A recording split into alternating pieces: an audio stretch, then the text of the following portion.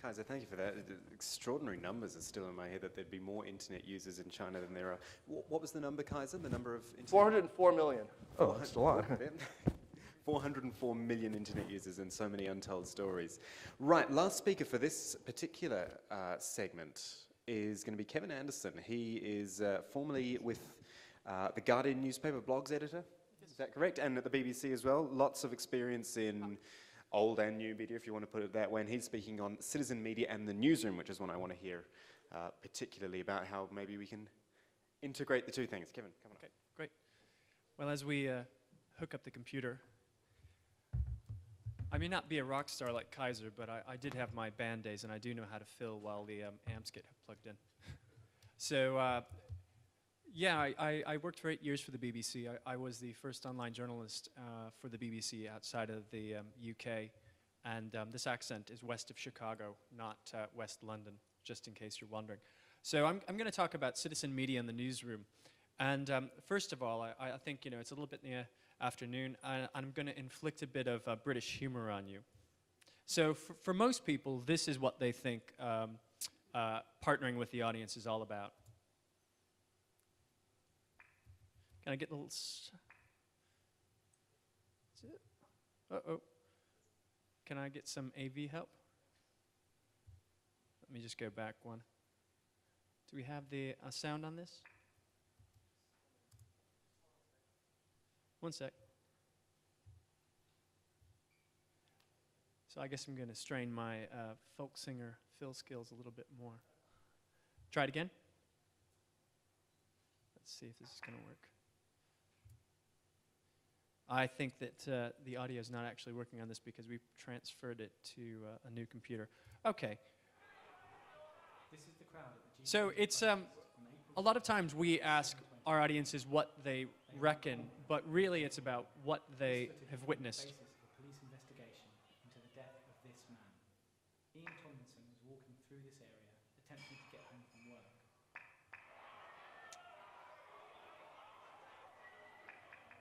So as my former colleague Paul Lewis is saying, this video formed the basis of an investigation into the events around the protest, the G20 protest last year in London. And Ian Tomlinson was basically just a news seller, and he was walking home. He wasn't actually part of the protest. And unfortunately, to get home, he had to cross this police line. And you saw from the video what happened. Now, Paul was out on the streets covering the story, but he asked if anyone saw anything relating to this event. And we asked both on the site, but Paul actually was using Twitter at the time and put the request out. Interestingly enough, there was an American who worked in the financial services industry and took this video with his phone and delivered the video to us. And it really changed the tenor completely of the story. And this was the first video that came out, but it wasn't the last. Over the next several weeks in the UK, there were several videos of police quite violently confronting the protesters, and also people showing how they had been injured, bruised by some of the means that the police had used. So I think what we're seeing is that we've seen this over and over and again in the last several years. We have people who are helping us tell the story. Now this is another example, and this is actually quite an old example from Hurricane Katrina. Believe it or not, there was someone who was podcasting live, so creating audio live as they were moving, evacuating the city. And let me hope that this audio works. Hey, this is the latest Human City podcast on the run from Katrina, checking in from West Memphis. The crowd is okay and trying to stay in reasonably good spirits. In some respects, the news from New Orleans is quite horrifying. In other respects, it's not as bad as we were expecting. So this was somebody who actually, in 2005, there was a service called Audio Blogger, and he rang up a number in San Francisco, and this was just him talking, kind of giving his raw emotional views while it happened, while he was leaving the city that he loved. And that was something we used on air just to give that kind of raw feel about both his emotional state at the time. But then we did the journalistic step, and we actually tracked him down in West Memphis and got him on the radio to tell us about what it was like to see his city flooded and to see people basically being dispersed all across the United States. And these were some of the things that we were finding, and even in 2005, which now seems like the far distant past of the internet, that people were starting to tell their own stories, and not just in text, but also in audio. So one of the things that I did for quite a while when I first came to London in 2005 is we were obviously covering the war in Iraq. And a rich source for us were actually US soldiers who were creating their own media. They were blogging, they were taking pictures. There was someone actually doing a podcast from the Green Zone for a while. And one of the bloggers that I interacted with was actually based in northern Iraq. And I sent him a message, and he got back in touch with me to tell his story about what it was like serving there. I spoke to Corporal Mike Batista, Madus Gunner's blog, and the Madus he refers to is the M250 caliber machine gun he operates from a base in Kirkuk. He started his blog basically just to keep in touch with family and friends because he found himself not writing as many letters as he'd like to. But now he uses the blog as a way to tell his side of the story in Iraq. And we began by talking about the danger posed by IEDs, or improvised explosive devices, something he's written about a great deal in his blog. Why are IEDs so dangerous? Because they're so unpredictable. There are things that we've learned to look for, signs, tactics that they use, but that's what we have to look at foremost is because the scope of their lethality is limited only by a person's imagination. So it is a big problem. So Mike actually had a Wi-Fi connection in Kirkuk and called me up on Skype and did that interview. The interesting thing about it, one of my favorite stories around this is, again, the way that I put what I do and sort of how I work with other journalists to do this is I'm a very traditional journalist in terms of ethics and standards, but I just use cutting-edge technology, any technology available to get stories that would be impossible otherwise. So when I was on the launch team of a program called World Have Your Say on the BBC World Service, and we had soldiers in Iraq on the air because we were talking about some of the violence there. And after the program got off air, the editor of NewsHour, one of the main BBC programs, news programs, comes into our office, very, very agitated, and goes, "How did you get a serving soldier in Iraq on the air?" And I said, "I emailed him." They go, "Where did you get his email?" I said, "It was on his blog." "We've been trying to get the Pentagon to send us a soldier for 6 months, and they never do it. How did you do it?" And I said, "Well, it took me about 3 hours." And it was something that, we'd been engaging with this community for quite a while. And the interesting thing is, after I'd been doing this for a while, if I sent an email to a soldier, they would say, "Yeah, I Googled you. You seem okay. I'll talk to you." Which is another thing I think is kind of an inversion of the traditional process is, most of my colleagues just view these as members of the public, but I viewed them as sources and kind of treated them with a little respect, and they would come on air and tell us about, what it was like to be in a war zone, which was golden and something that we were having difficulty doing even with our journalists based in Baghdad because they would have to go out with an embed and there would be restrictions on it. So, I mean, it was a way for us to get some very raw and unfiltered stories. Now, basically what I've had, one of the things I said to my colleagues at the BBC and my colleagues at The Guardian is they said, well, how do we use this technology? And the BBC has a user-generated content strategy, and they've got a sort of a group of 12 journalists that scour through their site and look at all this material and find and help the traditional journalists do it. That's a great strategy. I think the BBC might be the only organization that can afford to have this kind of scope. So what I've worked with journalists to do is kind of develop ways to find social media sources, to find the wisdom in the crowds, as I put it. And some of it is just quite simply by filtering information using Twitter. So we've had some examples about how you can do this Twitter time lists, interacting with people on Facebook fan pages, RSS, which is just a really simple way to follow information and filter large information easily, or Google Alerts, where you can be following a specific topic and get an email to help you with that topic. One of my favorite stories about Google Alerts is I read a personal blog for the 15 people I'm famous for, my friends and family. And I once was writing about a Mexican meal I had, and I'm in London, and I said, yeah, the only thing is I can't get my favorite tequila here. I get an email the next day from a guy in Dallas, Texas saying, really sorry you can't get our fine product, sir. Would you like me to express ship you a bottle? I said, yeah, that'd be great. And so this was a way that a marketing person was doing this, and it's just as easily adapted for a journalistic purpose. And what I found is, it brought a wider range of sources to our stories. Instead of the usual suspects and our golden Rolodex, as we say in the journalism business, we were getting, raw, real sources. We were covering the earthquakes in Kashmir for World Have Your Say. And we actually found someone through a site called Metroblogging Lahore who was going to the area. And he called on the phone and told us what he saw. Again, it was something that any journalist would love to have, but it was a slightly non-traditional method of finding those sources. And that's several years ago. Now things are evolving in a different way. So this is a map of UK snow.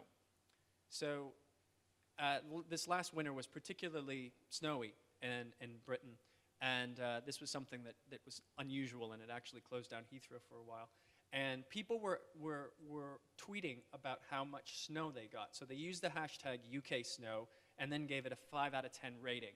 And then we could map the intensity of the snow. And we found, at least in areas where Twitter was popular, especially in the southeast, that we could provide a pretty accurate measure of how deep the snow was, even more accurate in some ways than the Met Office was providing. We also did some of this just recently during the elections. We had people tweet about their experiences with polling. And again, it was just using a simple hashtag, and we were able to aggregate some of that information. So people are now being able to participate in ways that 2 or 3 years ago weren't possible, simply by using hashtags. Here's an example, again, of using the technology to report a story in ways that we wouldn't have been able to otherwise. So after the post-election violence in Iran last year, we wanted to do a feature that looked at the people who had been killed and also who were detained. So we started off with a list provided to us by human rights groups, but then we actually reached out to those people, to people in the country where we didn't have any resources anymore because we'd been kicked out, and they helped us fill in the blanks of who the people had been detained. And the great thing about this is that the person who did it said that they were very conscientious about providing that information. Let me see if this video will work. For lessons I've learned, I think, in terms of crowdsourcing, whatever you like the word, is a really good idea. I think what I've realised more and more is you have to ask people things that they want to tell you. I think it's quite easy to say, we want to investigate this. Can you tell us what we want to know? I think what you need to do is put yourself in a position more of, there's this group of people out here. What's the one thing that they want to tell you? And if you can guess that and get that right, I think you really make it work, because you're actually working with the flow of information. Either you're shepherding it or you're directing it rather than beckoning it over. You're just providing a channel. Also, people really want to. People have a lot of trust.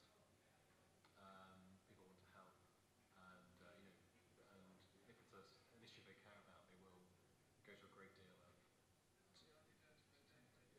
time just to make sure that the story actually gets out.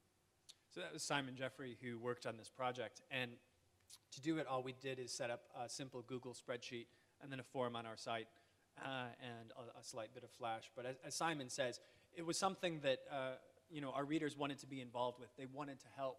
So we just provided the ability for them to do that. Again, we did this to look at the expenses claims. I don't know if voters in the UK would agree with the previous statement about the British Parliament being untainted by money. Last year, the MPs were caught expensing things like duck ponds and cleaning their moats, and it caused quite a bit of upset. And so they released thousands of expense claims, more than we could possibly deal with in a given time. So we asked our readers to help us troll through them and look for interesting things. And one thing we found out was that you have to break down the project that you want to do so that a person can actually achieve it. You don't want to ask them, go investigate your congressman or your member of parliament. You can't ask them to do that, but you can ask them, look at this claim, do you think that this is something interesting that we should investigate? And we also reward our readers. So with The Guardian, we actually have a byline that says Guardian readers, so that when we have a large amount of audience participation, we actually pay it back to them. We're also, The Guardian and also the BBC both are engaging expert users. So the crowds aren't just providing information, they're also doing interesting things with Guardian content or BBC content. So one of the things that The Guardian has done, both as a transparency exercise, but also as a way to get our sort of technically sophisticated users involved, is that whenever we have a story that has data, we release that data in an open format. Our users can download it, and then they can create their own visualization. So this is, again, looking at the expenses claims for members of parliament. The darker ones are they haven't claimed much money. The red ones, they've claimed quite a bit of money. And you can quickly see, especially up in Scotland, where some MPs are claiming very little money, but ones right next door in the neighboring constituencies are claiming quite a bit. And the users who take this information and create these visualizations, they actually post it on a photo sharing site called Flickr, and there are several hundred users that do that kind of activity. We also found that the crowd can be your own journalists. Sometimes we actually aggregate the tweets of our own journalists. So again, this is an example from the G20 protest last year. And one of our reporters actually used a service called Audio Boo on his iPhone just to get audio from the streets. I'm at the Excel Centre still, and at a generous guess, there are a few hundred people here. It's very difficult to tell because there seems to be almost as many journalists here as there are protesters. So that's just audio taken directly from an iPhone and uploaded over 3G. And I think that's another lesson that I've learned, is that sometimes the tools that citizen media uses are better than the tools that professional journalists use, and we can use that to do journalism in ways that we haven't before. I'm just going to go through one last example because I want to get to the question and answer period, and that is, I want to drive home the fact that a lot of this is what I call social media beyond the screen, and when I talk about the screen, I mean the screen right here. There are a lot of journalists who labor under the misconception that if they get engaged with the internet, they're going to be chained to their desks and they'll never get out. And most of my career has actually been as a field journalist. So during the 2008 election, the Guardian had me drive 4,000 miles across the US. It's one of the occupational hazards of working for Brits, that occasionally they send me across the country in ridiculously short timelines. I took 2,000 photos and posted them all online. I did 1,600 Twitter updates in 2 months, wrote 50 blog posts, actually had 4 blogger meetups. So I met with Guardian readers in the US, and I created 2 podcasts. But what I wanted to do was not only write on The Guardian, as I said, I wrote 50 blog posts, but also take our journalism to where our readers were, so creating a Facebook group and managing that. As I said, uploading my pictures to Flickr, both because I wanted to post them there, but I was also using other user Flickr pictures, other pictures off of Flickr from other users, so I wanted to sort of pay back to the community again. As I said, the Twitter was quite useful, and it was just the start of kind of being able to take pictures and post them online. So I mean, on the night of the election, when people were celebrating outside the White House, I could post pictures directly to Twitter, which were then imported immediately into our site. And all along the way, I engaged with average citizens or people who were blogging about the elections to get a very sort of local view of how the elections were playing out where they were. And as I said, I did 2 podcasts, and this is one of them about the housing crisis. And after I landed in California, where the housing crisis was quite acute, I actually got an email from someone whose family had been involved in real estate for 40 years and had a real sense of how this crisis was compared to other downturns he had seen. And so he gave me a tour of his neighborhood. From the beginning, it was predominantly an African-American neighborhood. Over the last 10 to 15 years, we've seen it become much